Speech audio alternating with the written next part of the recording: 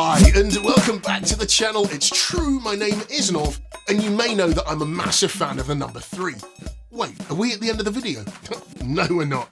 In this video, I'm going to share 3 essential pieces of equipment you need to pack if ever you have to present out of your regular virtual presentation space at home or at your office. You'll also be pleased to know that these 3 pieces of travel gear are light, small, but essential in my humble opinion. So, as is customary on the channel, strap yourselves in and let's get started.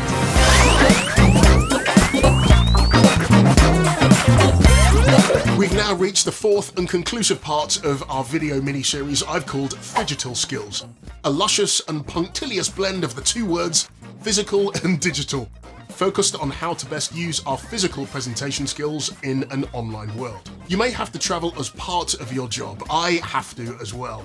And during my travels, I sometimes need to deliver presentations online or host live webinar events. In my view, there are 3 pieces of gear that are essential to ensuring my presentation or my hosting duties are kept to a very high standard, and to keep my virtual audience engaged. But you don't want to carry around your entire home studio, because that of course takes up a lot of space and is relatively heavy. So what essentials do you need to take with you? In my experience, you only need 3 essential items. Of course, I'll leave links in the description below to the 3 essential travel items that I take with me. I will also leave links in the description, just in case you missed it, to the 3 previous videos that make up our Phygital Skills video series. Right, now, onwards. First, assuming that your laptop is relatively modern, the integrated webcam should be good enough for your virtual delivery or hosting activities. If you don't have a decent onboard webcam, you may choose to run out and grab one.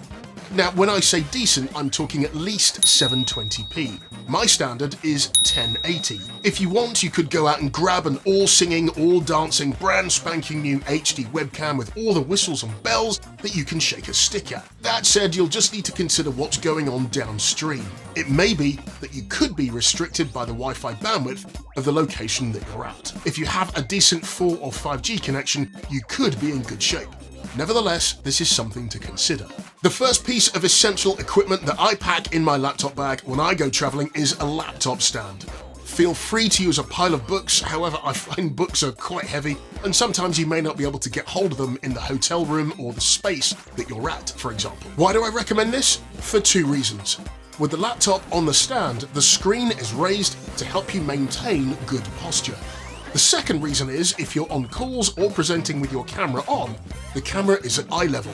This means that your framing is going to be really good, and it also preserves the adult-to-adult model, which is what you want. The second essential item of travel gear I also pack is a pocket light. I found this one to be the best on my travels.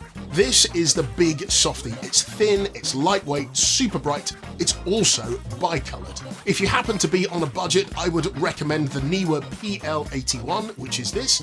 It's a little bit larger, it's nifty, it's relatively small, but it's not as small as the Big Softy, as you can tell.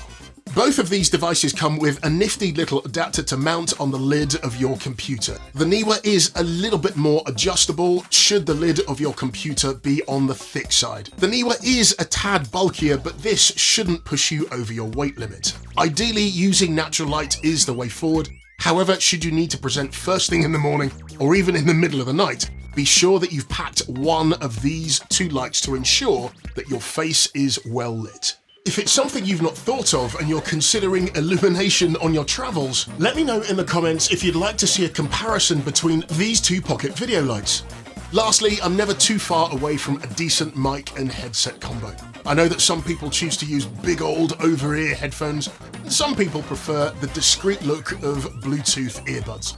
I'm actually in the latter category. For me, they're great for music, plus I use them when I go to the gym whilst I'm traveling.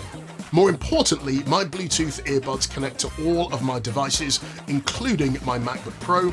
Even when I'm working in a tight spot that I call my office, these are my go-to pair of ComfCall earbuds. The bonus is, most of my devices I can charge and use with only carrying 2 plugs with me.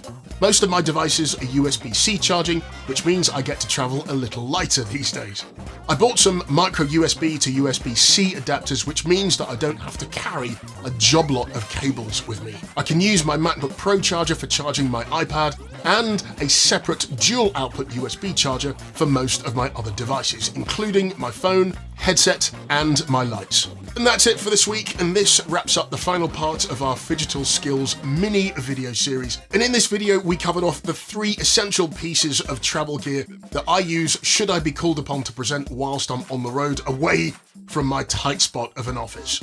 The first thing we talked about this week was the travel laptop stand, the big softy light, and we also talked about a set of Bluetooth earbuds. My go-tos are the Jabra Elite Active 65Ts. I'm also keen to know if you would consider adding any one of these 3 elements to your travel kit should you be traveling and you're required to present out of your normal office. Let me cast your mind back to the beginning of this video when we started, and let me remind you that you may know that I'm a massive fan of the number 3, so if you would, please do 3 things for me. If you like the content, please do give me a thumbs up. Also be sure to subscribe to the channel if you're not yet subscribed, and hit the bell notification so you don't miss out when I upload brand new content to the channel. Again, thank you for choosing to spend your time here. Thank you for getting to the end of our mini series called Phygital Skills, and I'm looking forward to seeing you next time.